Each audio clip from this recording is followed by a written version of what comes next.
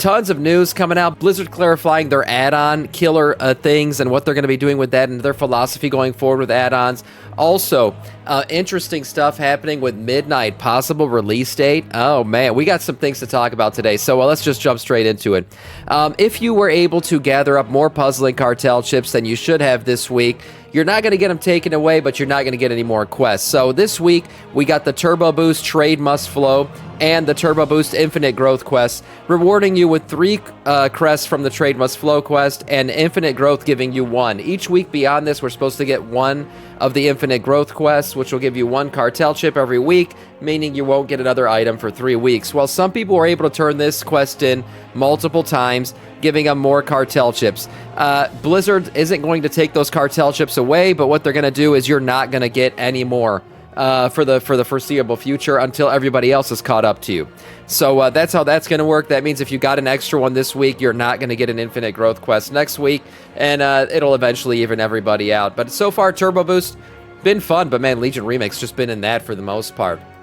Brawlers Guild will be tested this week on alpha servers. That's right. So Brawlers Guild finally up for testing. If you don't know what it is, it's basically solo boss fight content. It's almost like the final delve, boss fight, the double question mark one, before that ever came out. This was basically testing of that. Thank you, Vi. Thank you, Vire, for the sub. I appreciate that, man. Coming in with the tier 1, Death Knight of our Scourge. So basically, as I was saying, this is like a bunch of boss fights here. You can test your skill. It's really solo player content. There are some improvements and changes to this thing happening. So they added some new bosses along the way. Players will be able to earn new challenge achievements, collect some new rewards, including housing decor, a recolored flying mount, and even Bruce in a new color variation. So there you go. You can queue up for these in Orgrimmar and Stormwind. This will be a midnight feature coming up, so checking this out in Alpha, if you're playing Alpha, might be fun to do. We know the mount reward for our new Delve Nemesis boss. That's right. So his name is Nullius, I think. I can't say this name yet. But anyways, he's going to be your double question mark end of game Delve boss. And the mount reward is now here. So it's like a Voidy mech suit. Yeah, so kind of cool, actually. We haven't seen a mech suit quite like this one. So there you go with the Void Wings and everything else. A nice one. I love these Delver's Nemesis bosses. I think they're fun solo content. I've been enjoying them every time we've done them. I had some issues with a couple of them here or there, kicking some bombs around and things. I'm going to kill Kaiveza soon. I'll one-shot that bitch. I haven't done it yet, though. Moving on to Blizzard and add-ons and their war on add-ons, or is it more of a cooperation on add-ons? Blizzard released this X post just yesterday talking about how they're going forward with add-ons. So in Midnight, we're working closely with add-on authors, and we're talking to the community. We're taking community feedback to create a more streamlined and engaging combat experience for everyone. So people kept saying Blizzard should just hire the add-on guys. Blizzard just bring the add-on. They can't compete with the add-on developers. Looks like they're actually working side by side with them, which is very good. I think that's a great thing. I hope they continue to do so. This means that a lot of the things that we love about combat add-ons and stuff, Blizzard understands. They hear us about them, and they're working with the best people who have created them. So that's great. It means we're going to get a lot of good integration. This picture right here of the raid frames, we're going to get more into this. This looks freaking great. Man, this looks just like an add-on. So moving on to Blizzard's big blue post that they released about add-ons, kind of explaining their philosophy going forward. And it's pretty lengthy, but I'll kind of summarize a few things here. Basically, the first thing here talks about how they started out very restrictive on add-ons, right? They basically pruned everything out of the game, and slowly but surely they're letting things come back in, or they're adding things in themselves. They said this was by design. They wanted to kind of take everything away so they could hear player feedback on what still needs to be really added to this game to be able to play it without a ton of combat add-ons.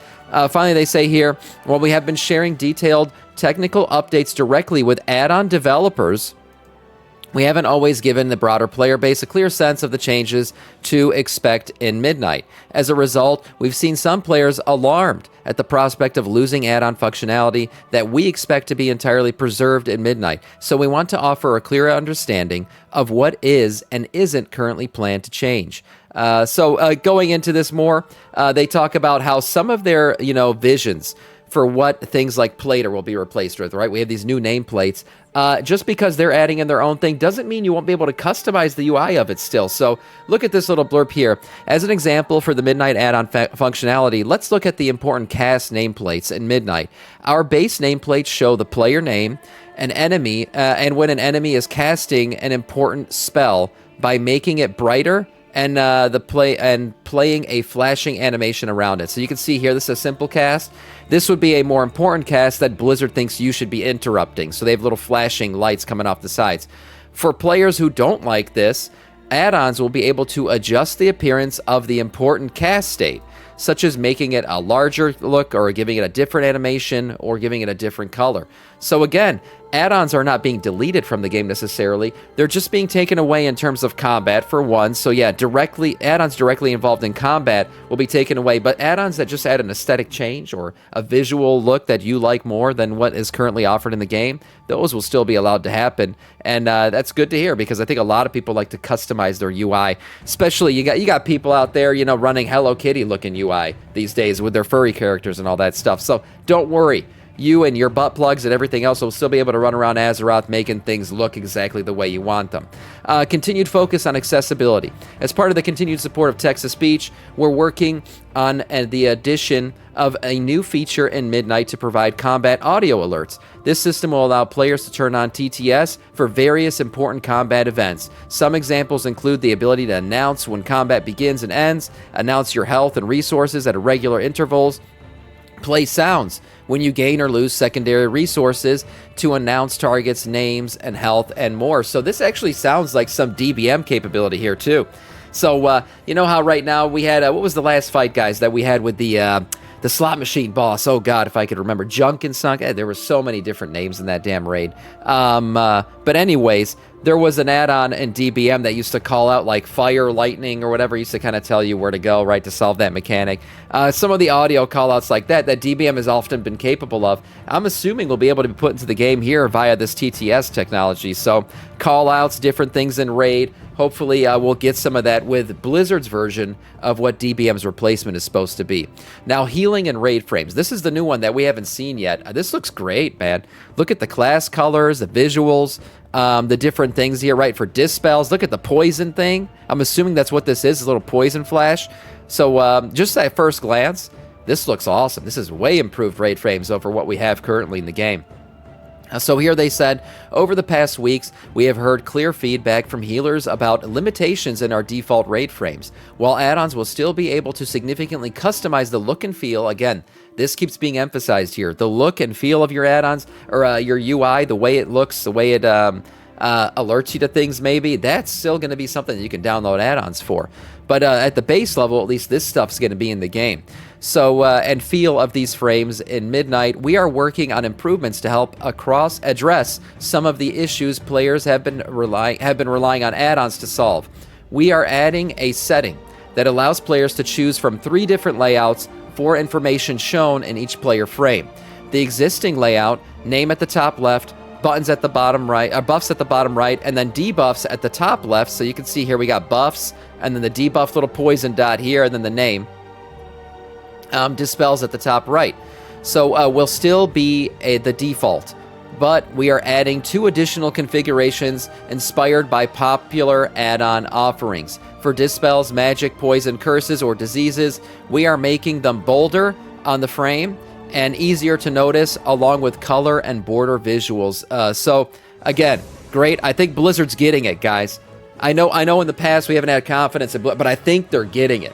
I do, because all these things that we've often downloaded add-ons for one, they're talking directly with the add-on developers to understand why they're doing things, how they're doing things, visually, how to make things better and look nicer and more intuitive, I guess I would say. And then at the same time, they're taking feedback from the community. So this looks great. Sounds like the grid will work. Yeah, it sounds like it. Look at that. It looks great. Look at the class colors. I mean, class colors, yes, are a thing in the game, of course, but I just love the coloration here of how everything's added together and then shown with layovers of like poison dots and stuff like this. Is good. I think this looks really cool. And yeah, class colors, maybe I got a little bit excited about that, but yeah, it's visually striking. It's right there. We're also adding support to display when a player has a major defensive or similar ability active. Interesting. That's good for PvP. We'll also make role-specific debuffs like tank swaps. There we go. Yes, finally, tank swaps. Being alerted. Rather than having an add-on to tell me when I need to swap, now I'll know.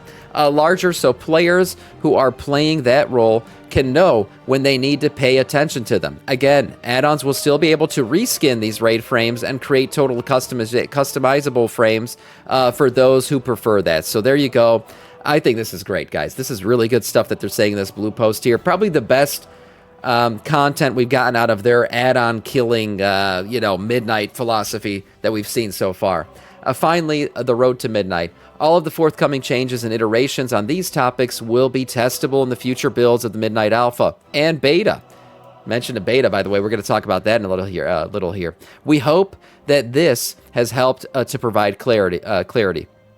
While they will no longer be able to analyze real-time combat information, add-ons will continue to be an important part of World of Warcraft. We're excited to make more improvements, and we will continue to iterate based on the community feedback as we go. Thank you for joining us, and we can't wait to see you in midnight. Yeah, I can't wait either. This looks great, man. I'm not going to lie. A lot of this stuff excited me. I would say more even than this entire blue post was this tweet that I showed you guys earlier where they're saying they're working with add-on authors. I'm like, oh, man, they're actually going to get this shit right. This looks great. So moving forward, we'll continue to see how they iterate on add-ons and everything else. I would say the player base confidence should be a little bit higher now. Okay, finally here, Holly Longdale making a comment about beta, I should say. Holly Longdale released a tweet just yesterday as we move forward into the alpha build here. She said, "Hey there, Azeroth. It's exciting times as we tinker our way into midnight. I, for one, made my first new druid since Vanilla and Legion Remix. Y'all being a boomkin EDM style mobile disco ball is crazy, and I love it. See you in the game. Beta soon." That's right. So beta soon was our final comment here. And what does that mean? Well, it's kind of excited. I guess it means that, yeah, beta access should be granted soon. So right now we're currently in phase 4 of alpha. Okay, we have our alpha tree layout here. We're testing Voidstorm and everything this week. Phase 5 I'm expecting to hit next week. So we're basically wrapping up alpha here. So that means, yes, beta should be just around the corner. Holly Longdale making that little comment there. Beta, remember, will be open to everybody who's pre-purchased the Epic Edition of Midnight. So that'll be something that everyone will be able to get in and play and have a good time with. Obviously, besides the beta access, I think we're going to get a lot of interesting stuff coming up here in the final phases of alpha. We already know Brawlers Guild and everything else, a ton of PvP stuff happening this week. So the amount of content and things we're getting right now out of alpha is a good sign. That means I think beta is very much on point and going to happen on time. Now, moving forward, what does that mean for Midnight's release date? Well, some recent data mining happening in alpha may have hinted at the actual release date of Midnight. So here we go.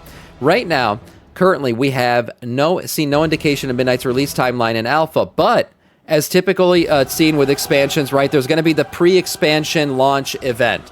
4 to 6 weeks, typically a pre-patch period content, which involves some new world event to catch up gear and new rewards and more. If you guys remember in the cinematic, they showed like a void storm over one of the player housing villages and all the players taking out their weapons and getting ready. That's probably what our pre-patch content's going to be, right? Void storm invasions, I would say, is what you can expect, a very Legion invasion-esque.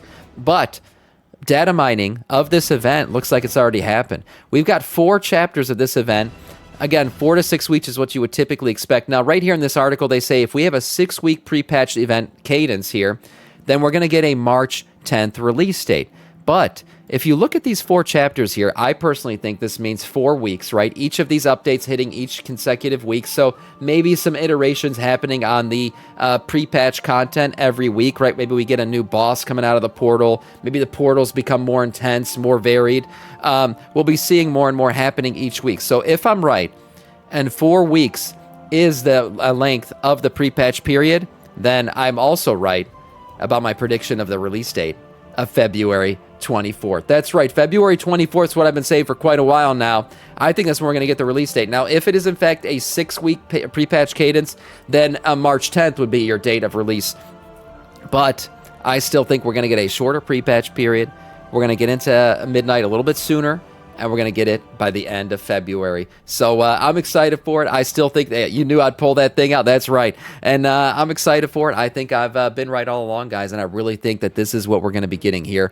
At the latest, I guess now we can say we're probably going to get it early March, but I still think late February, midnight release, boys. Mark it on your calendar. Samiccus says so. It's going to happen. Finally, the Ashbringer could be yours. That's right. We got an 11-inch Ashbringer replica sword now available on the WoW store. If you've ever wanted to hold Ashbringer in your hands, to destroy the Scourge and have the power of the Paladins within you, well, here you go. Ashbringer, full-on replica of this thing is now available on the WoW store, as I said, for the low, low price of $120. That's right. It's an 11-inch replica, forged in meticulous detail. This collectible brings the iconic weapon of Tyrion Forge Ring to life.